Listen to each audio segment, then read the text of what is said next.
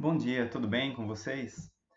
Eu quero falar um pouquinho para vocês, gestores, coordenadores pedagógicos e diretores, principalmente os coordenadores nesse momento que a gente está vivendo uma situação atípica para todos. Então, né, a primeira coisa que eu quero deixar claro aqui é que é uma nova experiência para todos nós, né? A gente não está encontrando ou não existem receitas prontas para enfrentar isso que a gente está enfrentando. Então, queria que, primeiro lugar, vocês se acalmassem, né, para a gente poder levar essa situação com bastante tranquilidade, serenidade e o máximo de assertividade possível, tá bom? Bom, eu quero falar para vocês em relação às atividades que a gente tem disponibilizados, que vocês têm disponibilizados para os alunos. Então, esclarecer alguns pontos importantes. É, o MEC, a LDB, né, na verdade, ela garante para nós que as aulas à distância podem ser contabilizadas como dias letivos ou como efetivo trabalho pedagógico. Tá? Então, isso para o ensino fundamental. A LDB não autoriza a educação infantil a realizar trabalho à distância, tá certo? No entanto, eu quero esclarecer o seguinte: eu acho que o trabalho que todas as escolas têm feito de orientação dos pais, de atividades, de gravação de vídeos, são válidos, então as escolas de educação infantil devem manter isso, sim, de orientação nesse momento, tá certo? É, Quero lembrar que essa semana e a semana que vem a gente está em recesso. Então, as escolas, elas podem continuar alimentando suas páginas, podem continuar encaminhando através dos seus meios digitais as atividades, é claro que podem no período de recesso, não tem problema nenhum. Só quero esclarecer que esse período é recesso, né, e a gente tem que tomar cuidado aí com alguma cobrança dos professores. Em relação aos professores, né, eu penso que assim, as escolas que eu tenho acompanhado um pouco mais de perto, não sei se todas são assim, é uma situação nova. Eu tenho visto muitos professores se revelando aí como protagonistas, né, de novas experiências. Professores até que talvez não tivessem, se mostrassem tanto na escola. Então, assim, a gente tem aí uma situação nova para todos, como eu disse no início. E isso daí, então, tem que ser levado com muita tranquilidade junto ao corpo docente. Posteriormente, nós vamos pensar como que nós vamos fazer esse registro né, de tudo isso que está acontecendo através dos professores. Nesse momento, é importante que vocês, então, entendam que as atividades que estão sendo feitas naquela primeira semana de trabalho à distância e a partir do momento que a gente retornar no recesso, a gente tem intenção de contabilizar assim como horas de efetivo trabalho, tá certo? Para isso, a gente está se apoiando, inclusive, numa deliberação, numa uma portaria que saiu ontem do MEC, que a gente já esperava, que desobriga os municípios e os estados a cumprir os 200 dias letivos. Mas veja, nós precisamos cumprir as 800 horas. Então, o que eu quero dizer para vocês nesse momento é o seguinte: olha, continuem fazendo como vocês estão fazendo, porém, possivelmente vai ser necessário que a gente faça algum tipo de reposição de aulas depois que voltar à normalidade. Mas aí, quando voltar, a gente vai estudar essa possibilidade de como será feito isso. Porque, por mais que a gente se empenhe em oferecer essas atividades, elas vão acabar sendo atividades complementares. Até porque não podia ser diferente, né? A gente está complementando alguma coisa na medida do possível. Então, isso que eu acho que a gente precisa entender. A gente depende dos pais, sobretudo, para isso.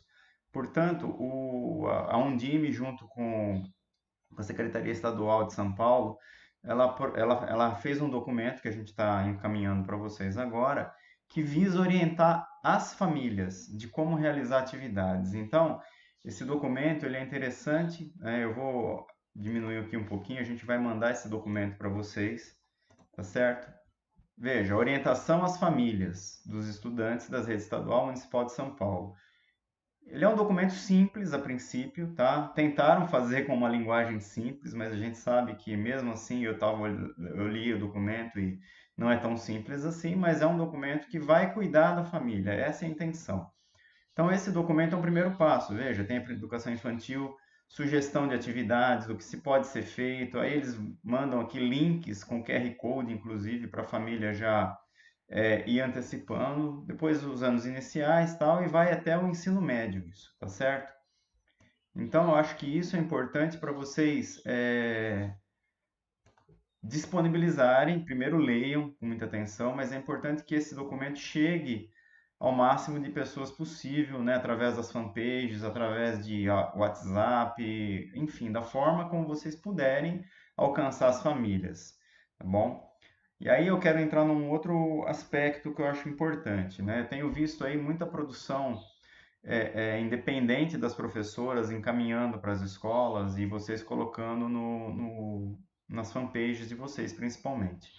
Então, o que eu quero que vocês precisem tomar conta disso, né? Deixar claro aqui que a responsabilidade disso é de cada escola, de cada diretor e de cada coordenador.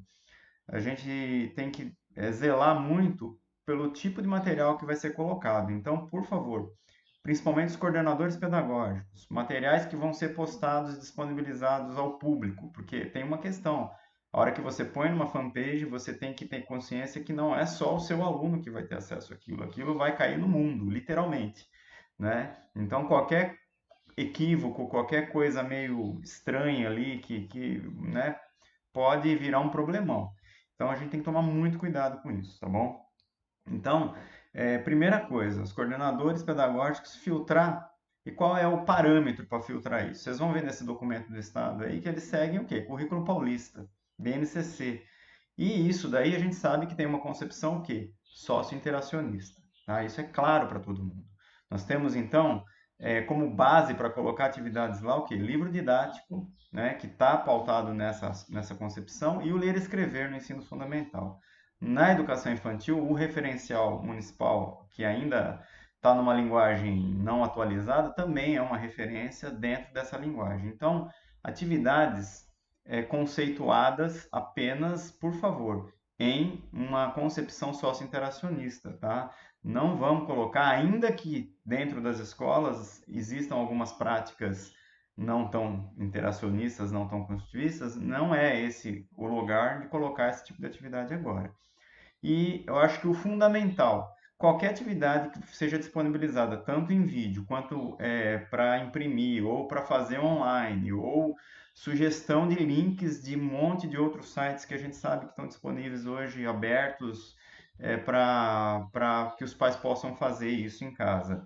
Essas sugestões, todas elas têm que passar por esse crivo do coordenador e tem que avaliar se realmente elas estão de acordo com a concepção. Tá? E orientar os professores, uma coisa que eu acho muito importante. Presta atenção. Eu gostaria muito que os professores não fizessem nada por conta própria em relação ao WhatsApp e redes sociais particulares. Né? É lógico, uma coisa ou outra que ela faz, ela de repente até pode publicar. Mas é importante que os professores, se a atividade for direcionada para a escola, para os alunos, é importante que isso seja disponibilizado para os pais de forma oficial através da escola, tá bom? Eu acho isso importante. Eu não estou dizendo aqui que os professores não podem colocar vídeos deles no Facebook, essas coisas, não é isso. Tá? O que eu quero dizer é o seguinte: os professores, o que eles fizerem por conta própria, colocarem nas redes sociais deles, é responsabilidade deles, tá certo? Então, oriente bem isso e o que for direcionado para a escola, né, seja colocado no site e nas referências oficiais da escola, tá bom? Em relação à gravação desses vídeos, eu estava olhando, não consegui dar conta de olhar todos, principalmente da educação infantil, mas eu gostaria que vocês orientassem os professores algumas coisas. Primeiro, aqui atrás, ó, antes de gravar esse vídeo, por exemplo, eu precisei dar uma olhada, o que está aparecendo, o que não está aparecendo. Tem uma meia pendurada, um chinelo jogado, roupa no varal, cachorro fazendo xixi. Estou exagerando, mas assim, é um cuidado que precisa ser tomado. Não estou dizendo que precisa montar um cenário para fazer os vídeos, de jeito nenhum, mas tem que tomar cuidado com o fundo, né? Isso é uma coisa muito básica e fundamental. E às vezes a pessoa está tão preocupada e tão comprometida com a atividade que ela está mostrando ali que ela acaba esquecendo das coisas. E sempre, infelizmente, nós vamos ter aquela pessoa maldosa que vai ficar, em vez de olhar a atividade que a professora está propondo, vai ficar procurando ali sujeira na casa dela, vai ficar procurando outras coisas, tá bom? Então, acho que essa orientação ela é importante para a gravação dos vídeos. Se vocês virem algum vídeo que tem alguma coisa muito estranha assim aparecendo, ainda que a atividade seja boa, peçam para regravar ele, né? Oriente os professores a fazer de uma forma melhor, tá bom? Então, é, e tem mais uma outra coisa que eu acho importante que também nós vamos disponibilizar para vocês, que são que é um documento de dúvidas do Conselho Nacional de Educação. Ele colocou esse documento aqui na página do MEC e é importantíssimo, né? Aqui, então, o Conselho ele vai tirar dúvidas sobre esse momento. Então, ele vai falar da legislação, né? Ele vai falar aqui do que pode e do que não pode em relação às aulas presenciais ou não. Então, esse é um documento que também deve ser disponibilizado no site da escola para as famílias, mas é principalmente um documento que tira muitas dúvidas também de vocês, gestores, e dos professores. Eu acho que é um documento extremamente esclarecedor e ele sintetiza praticamente tudo isso que eu estou falando para vocês aqui. Tá bom? Então, deem uma lida também nesse documento e, e disponibilizem para as famílias. Então, só para a gente fechar as ideias aqui, o que precisa então? Disponibilizar o documento da Undime e disponibilizar esse documento do MEC para todas as famílias. Pensar que todas as atividades que vão ser disponibilizadas para as famílias precisam ser dentro de uma concepção socio-interacionista, que é a nossa concepção. Outra coisa, cuidado com a quantidade de atividades. Então, veja, tem uma escola aí que produziu, sei lá, 10 vídeos. Veja, os vídeos que o professoras produziram, de repente, ele não é só para a classe dela, da etapa 2, por exemplo. Ele serve para a etapa 1, para o maternal. Então, dosem a quantidade, expliquem isso para os professores. Olha, seu vídeo está muito bacana, mas eu não vou postar hoje. Procura postar aí um por dia, alguma coisa assim. Vamos dosar isso, tá? Porque senão a gente joga uma enxurrada de coisas para as famílias e elas acabam não aproveitando. Então, eu acho que a quantidade nesse momento é fundamental. O ensino fundamental é a mesma coisa. Se for disponibilizar atividades impressas, atividades para imprimir, na verdade, ou sites, dosem, vamos devagar. A gente tem que entender que as famílias não têm essa possibilidade. Isso acontece conosco. O próprio grupo de coordenação, quando começou a chover vídeos lá na educação infantil, a gente não consegue mais acompanhar tudo. Então, eu acho que é importante que vocês entendam isso. Outra coisa que eu acho que vale a pena, né? Lá no grupo do infantil, eu sugeri que pusesse os vídeos lá, porque a professora é da minha escola, fez uma atividade bacana para o maternal.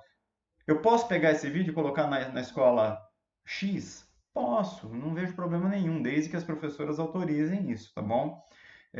Então, eu acho que essa troca nesse momento entre vocês, isso vale para o ensino fundamental também, é bacana. Então, né, quem é mais próximo, vão se conversando, usem os grupos de WhatsApp para ir trocando ideias sobre o que vocês têm feito, né, quais as sugestões que vocês estão falando, o que vocês estão colocando para as famílias e troquem.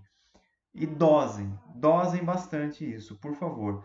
Não adianta a gente dar uma enxurrada de coisas para as famílias. E tudo que for feito, pensem que você tem que orientar a família. E cada escola vai cuidar disso da forma que for possível, de acordo com a sua realidade. Muitas famílias não têm acesso à internet, fato. Muitas famílias talvez não vão conseguir entender aquilo. Eu posso disponibilizar um material impresso? Você vai organizar isso da melhor maneira que você puder. Veja, a gente precisa respeitar os decretos municipal, estadual em relação à aglomeração de pessoas. Você não vai chamar lá todos os alunos do primeiro ano num dia para entregar um livro, por exemplo. Você tem que tomar cuidado com isso. Outra coisa, atividades complementares, sobretudo ensino fundamental, não são atividades novas, tá? Vocês vão complementar coisas que já foram feitas até o momento.